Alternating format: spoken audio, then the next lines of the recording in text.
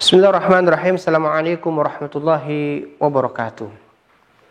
Ibu dan ayah semua, berjumpa lagi dengan saya, Abu Ayub Bangun Anangkati. Ibu dan ayah semua, dalam beberapa situasi ada baiknya kita biarkan anak kita untuk menanggung akibat dari pilihannya. Kenapa? Karena kita ingin mengajarkan kepada buah hati kita. Kita ingin memberitahu kepada buah hati kita untuk bertanggung jawab dengan apa yang dia pilih. Agar dia tidak mengulangi lagi akibat yang sama dari pilihan yang salah ini. Dan ini dibutuhkan. Dan ini dibutuhkan bagaimana orang tua hendaknya bijaksana dalam menghadapi anaknya. Hindarkanlah pertengkaran. Hindarkan keributan yang tidak berguna. Ya, kalau memang kita misalkan kita sudah beritahu anak kita untuk tidak melakukan ini, tapi dia tetap melakukan, kita nasihatin, dia tetap ingin mengerjakan, dia ngotot ingin melakukan, maka biarkanlah. Nanti akibat konsekuensi yang dia lakukan, ini akan jadi pelajaran yang berharga bagi dia di kemudian hari.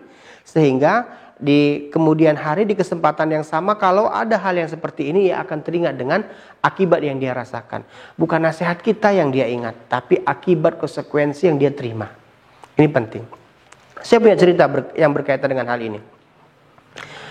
Di satu kesempatan, saya pernah makan bakso bersama anak-anak saya, bersama istri saya. Ya, kita makan bakso.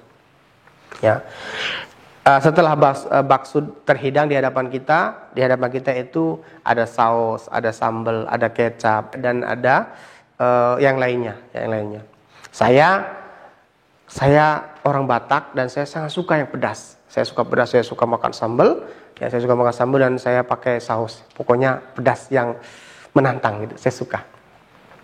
Nah, anak saya dia ingin ikut-ikutan. Ya, dia ingin ikut-ikutan, dia pakai saus yang banyak. Ya, dia pakai saus. Padahal kita sudah katakan ini pedas, sausnya dikit saja, cukup pakai kecap. Oh, tapi enggak, ya. Tapi dia tetap ingin pakai saus. Ya, dia tetap ingin pakai saus. Ya.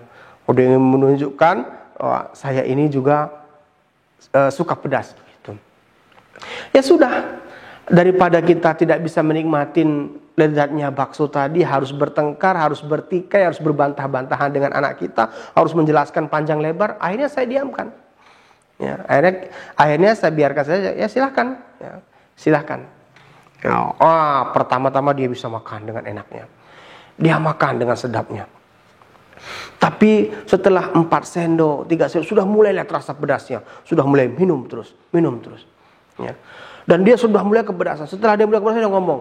Dia ngomong, Abi ini pedas. Ya, ini pedas. Dia minta tukar. Saya bilang tidak. Habiskan apa yang telah kamu pesan. Habiskan apa yang telah kamu lakukan. Kan tadi Abi sudah kasih tahu. Abi tadi sudah kasih tahu, ini pedas, jangan banyak-banyak, pakai kecap saja. Tapi kamu yang minta pedas, habiskan. Dan saya orang yang sangat marah kalau menyisakan makanan. Saya orang yang sangat tidak ingin anak saya menyisakan makanan. Sampai 1 butir nasi pun yang terjatuh, saya akan perintahkan anak saya untuk mengambilnya. Alasan kenyang, lain sebagainya, saya nggak peduli. Pokoknya harus dihabiskan. Ya. Akhirnya apa? Akhirnya dengan penuh keterpaksaan sambil berderai air mata, menetes, menangis, merasakan pedasnya, ia harus habiskan itu. Ya. Dan saya dengan istri saya hanya bisa tertawa saja melihat dari kejauhan ekspresi wajah anak saya. Nah, ya bunda, ini namanya konsekuensi logis. Ya. Jadi kita membiarkan anak kita untuk merasakan apa yang telah dia pilih. Itu pilihan dia, nasihat kita tidak dia dengarkan, masukan kita dia abaikan. Sehingga akibat yang dia rasakan, akibat yang dia derita, dia rasakan sendiri. Biar anak tahu kita menasehatin dia itu buat kebaikan dia. Bukan untuk kita. Ya, bukan untuk kita. Tapi kalau kita memaksa, ya akhirnya terjadilah pertikaian, timbullah keributan. Akhirnya anak nanti mereka berpikiran ini semua untuk orang tuanya. Padahal enggak, itu buat mereka. Nah, jadi ini perlu rasanya ya, ayah bunda semua menerapkan kepada buah hatinya agar mereka menerapkan konsekuensi logis dari apa yang mereka pilihkan. Ada satu kisah lagi. Ada anak saya ya, yang baru berumur 3 tahun. Kita sudah berjanji, ya saya akan ajak ke Indomaret, sudah berjanji nanti di Indomaret nggak boleh minta yang macam-macam. Ya. Nggak boleh minta es krim, nggak boleh beli jajan, nggak boleh minta apa-apa. Janji. Kalau mau janji diajak, kalau nggak mau janji nggak diajak. Ternyata dia berjanji mau ikut. Ikut. Naiklah di motor, berjalanlah kita ke Indomaret. Di Indomaret, akhirnya kita memilih dagangan apa, kita memilih barang yang ingin kita beli, yang kita butuhkan. Setelah itu kita ingin pulang. Tapi yang namanya anak-anak, dia lihat es krim, dia lihat jajanan, dia minta ini, dia minta itu. Kita bilang tidak. Tadi kan sudah janji. Mulailah dia mengeluarkan senjatanya. Pertama merengek. Ketika merengek kita biarkan, di kasir dia menangis.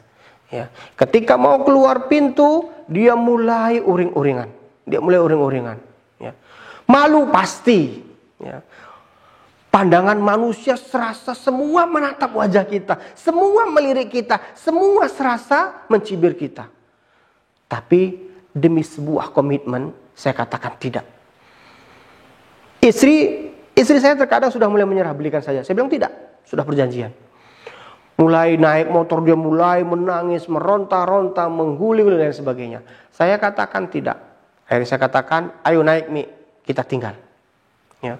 Begitu motor saya hidupkan, ya, kita jalankan, dia pun berlari sambil meronta-ronta. Itu malunya bukan main, wahai ayah bunda, malu sekali. Semua orang serasa melirik, serasa melihat. Dan seperti tertuduh sebagai orang tua yang pelit, saya nggak peduli sama anak. Tapi sekali lagi, demi sebuah komitmen, saya hilangkan semua rasa malu itu. Sampai akhirnya sang anak pun mengalah. Dia naik ke motor dalam keadaan masih terus menangis.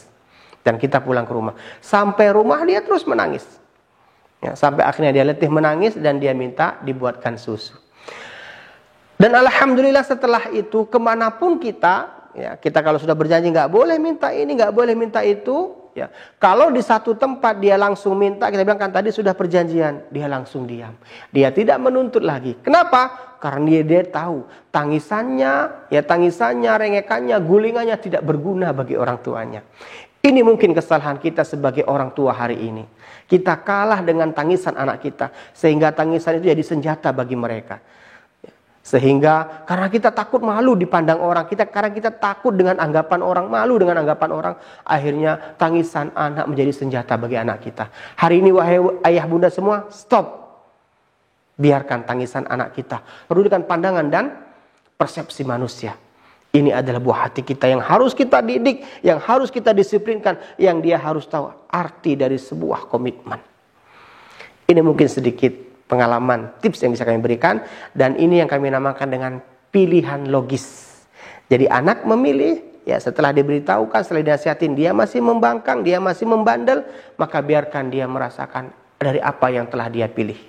Semoga bermanfaat. Saya Abu Ayyub Bang Al-Angkati. Assalamualaikum warahmatullahi wabarakatuh.